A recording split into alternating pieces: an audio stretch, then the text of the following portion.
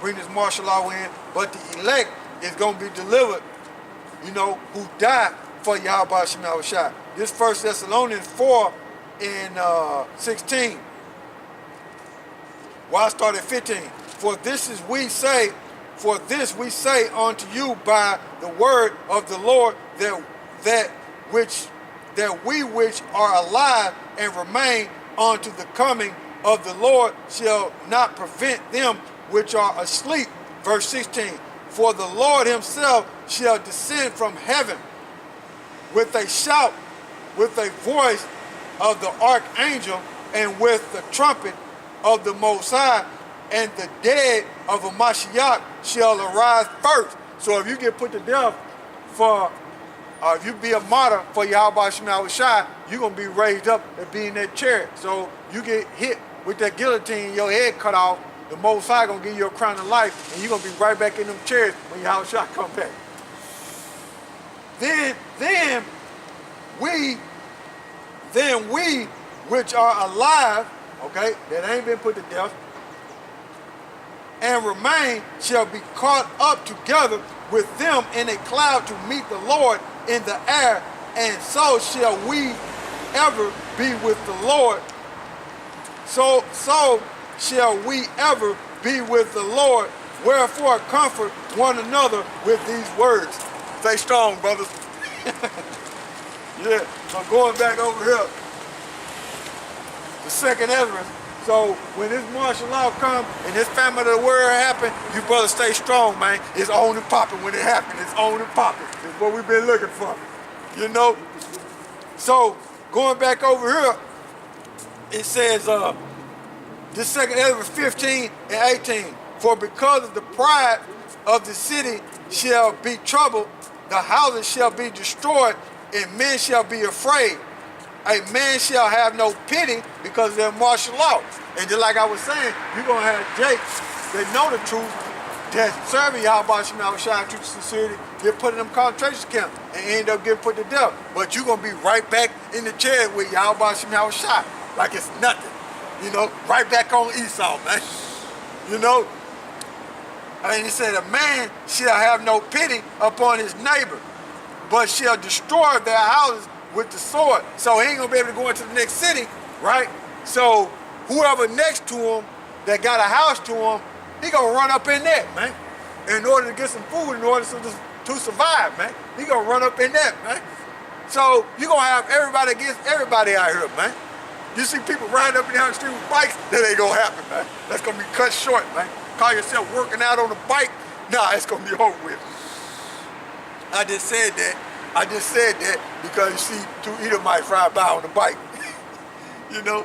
Hey, then it said, for because of their pride the city shall be troubled, the houses shall be destroyed, and men shall be afraid. A man shall have no pity upon his neighbor, but shall destroy their houses with the sword, modern day gun, and spoil their goods because of the lack of bread and great tribulation. Behold, saith the Most High, I will cause, so that's it on that. For great tribulation, man, the lack of bread. So it's going to be a famine, man. It's going to be a famine, man. Man, when these people ain't going to be able to eat, man, it's going to be real, man. It's going to be real. But Jake going to be able to eat, man. Scripture say, my servant shall eat, man. Okay? Scripture, that's dealing with the elect, man. All these things that's coming up on the earth is for the wicked who've been prolonged, man. It's their sentence is going to come, man. Yeah. So the one that listens to the poor man will be delivered, which the poor man is symbolically YAHAWASHI, man. Okay? So we listen to the counsel. The scripture say the sheep hear my voice. So we heard the Most High Son's voice, and we follow him whatsoever he go. And what that mean is by the word. So we took heed to the counsel, man. So when the family of the word come, and we don't see the elders no more, we don't see other brothers that teaching out there on the street, we know, hey, man, cleave unto YAHAWASHI, continue to search scriptures, continue to come out here and teach until the Most High pull us off the street, and it's a route, man. You know? So this second Ezra 16 And I started verse 19. Behold, famine and plagues and tribulation and anguish are sent for scourges, for amendment, for correction. But for all these things they will not turn from their wickedness, nor be always mindful of the scourges. So, hey man, Jake gonna repent. They ain't gonna snap out of it. I'm gonna jump down to verse 22. For many of them that dwell upon the earth shall perish of famine, and the other that escape the hunger shall die, shall the sword destroy, and the dead shall be cast out as dung, and there shall be no man to comfort them. So ain't nobody gonna bury them, man. They just gonna be out here on the street. Everybody gonna be laid out like shit, man. That's what dung mean. Shit, look it up. Okay? Just gonna be out here, man. You know? Nobody ain't gonna come. There ain't gonna be no funeral and they walking down the street or cars rolling down the street with the lights on, with the police leaving. Nah. It's gonna be over with. It says, verse 23, this is 2 16 and 23. And the dead shall be cast out as dung, because you got to remember, they're going to be fighting amongst each other.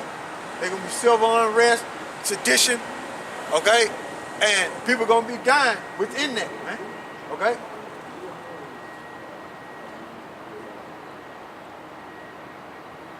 It says, in many, this verse 20, I started 23.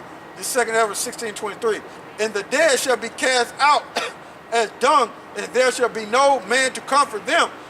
For the earth shall be wasted, and the city shall be cast down. There shall be no man left to till the earth and to sow it. There will be no more farming. It's over with. The trees shall give fruit, and who shall gather them? The grapes shall ripen, and who shall tread them? For all places shall be desolate of men. Because they're going to be stuffed in them concentration camps, man. Okay? They're going to be stuffed in them concentration camps. They're going to be over there in the military, in the war, getting put to death.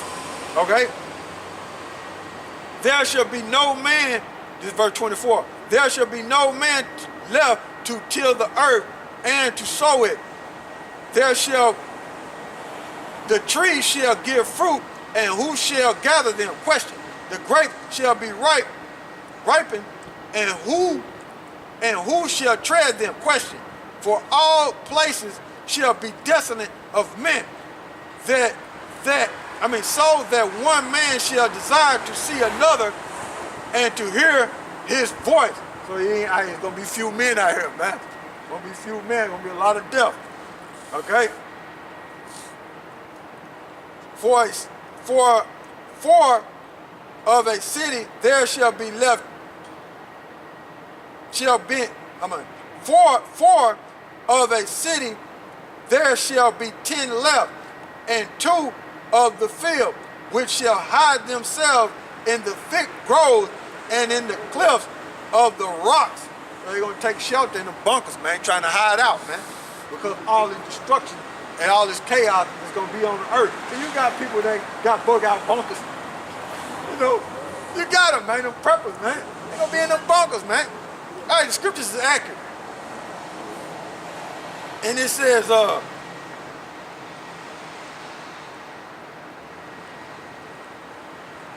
as in a horse charge is a like a field, like a land field with trees that's bearing fruit. In other words, olive trees. So it's like a lot of trees, right?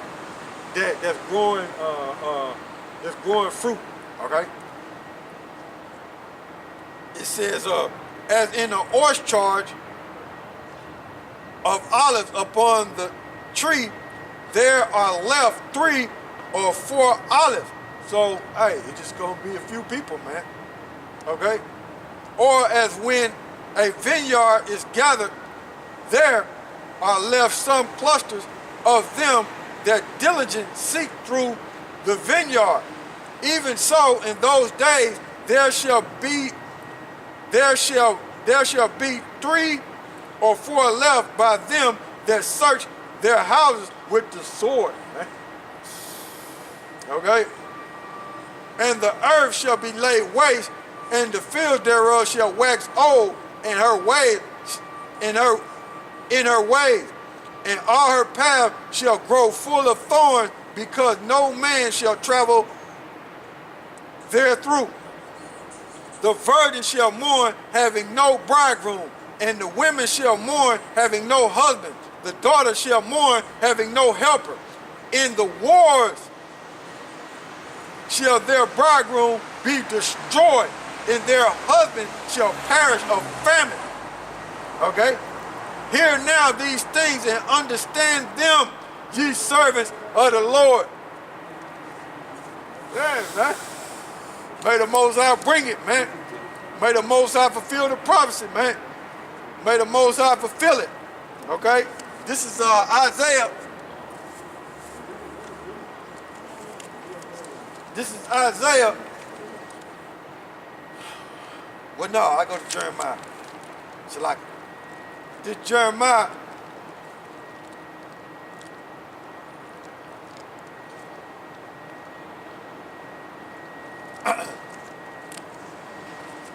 This Jeremiah 13 and chapter 13, and I'm gonna read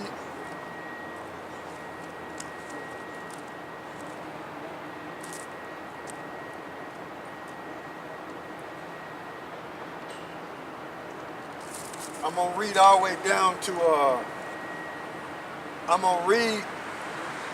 way down to 10. It's Jeremiah 13 and 1. Thus saith the Lord unto me, go and get thee a linen girdle, all right, and put it upon thy loins, and put it not in the water. So I got a girdle according to the word of the Lord, and put it on my loins. And the word of the Lord came unto me the second time, saying, take thy girdle that thou hast gotten, right? Take thy girdle that thou hast gotten, which is upon thy loins, and arise and go to Euphrates and hide it there in the hole of the rock. Now give me that map, huh? Now the Euphrates River, right? The Euphrates River is over there, like in, you can show them, over there in like, cause I can't, you know, let me look. Euphrates River is like, it's going through Syria, it's going through Iraq, okay? But you can show them over there. And this is where, and this is where Jeremiah was told to go. And this is what Jeremiah is doing, okay?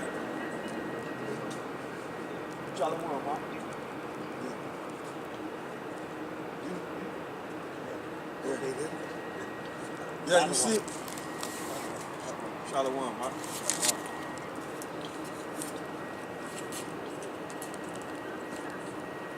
So you see the Euphrates River right there? So you got it out. You know? So you see the Euphrates River, right? It says, did you see it? Did you see it get on there? I couldn't really. You couldn't really tell? Yeah, because I had it close right here. Oh, but it's okay, dude. It's okay. Matter of fact, I don't know if you want to flip it so you be able to see. See if you can see. I'm flipping it around. Now put it on there. Yeah, that's the Euphrates River right there. Okay. You was able to get it? Mm-hmm. All right. Got it.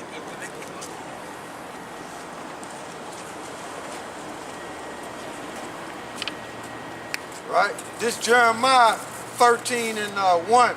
Thus saith the Lord unto me, go and get thee a linen girdle, and put it upon thy loins, and put it not in water.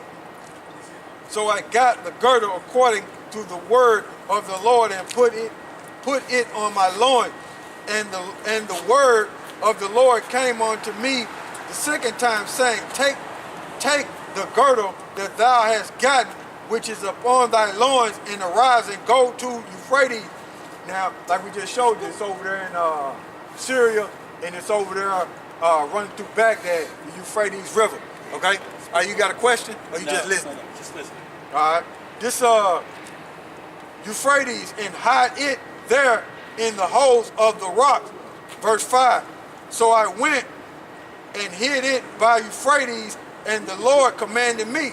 This Jeremiah 13:6. And it came to pass that after many days that the Lord said unto me, Arise and go to the Euphrates, and take thy girdle from this which I commanded thee to hide there. Verse 7. Then I went to the Euphrates and digged and took the girdle from the place where I